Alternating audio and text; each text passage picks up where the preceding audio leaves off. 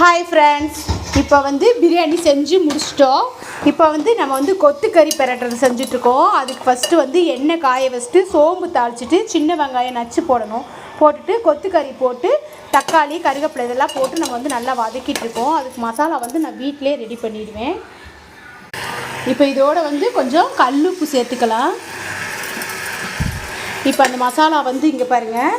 இது சோம்பு, ஜீரகம், மிளகு, மல்லி இதெல்லாம் தனியாக கடாயில் வறுத்துட்டு பவுட்ரு பண்ணி இதோட தனி மிளகாத்தூள் கொஞ்சம் மஞ்சத்தூள் சேர்த்துருக்கேன். இந்த மசாலா இதோட சேர்த்து பெரட்டி நம்ம குக்கரில் ஒரு 4 விசில் விட்டோம்னா ரெடி ஆகிடும். இப்போ நம்ம அதை சேர்த்துடலாம். இப்போ பாருங்கள், இப்போ இந்த மசாலா எல்லாம் நம்ம சேர்த்துட்டோம். இப்போ இது ஒரு 4 விசில் விட்டு எடுத்தோம்னா மட்டன் கொத்துக்கறி ரெடி ஆகிடும். இதில் இஞ்சி பூண்டெல்லாம் சேர்த்தாச்சு. சாரி, நான் ஃபஸ்ட்டு நான் சொல்ல மறந்துட்டேன். இஞ்சி பூண்டெல்லாம் போட்டாச்சு. இப்போ பாருங்கள், மட்டன் கொத்துக்கறி பிரட்டல் ரெடி ஆயிடுச்சு. இந்த வீடியோ பிடிச்சிருந்தா லைக் பண்ணுங்கள்.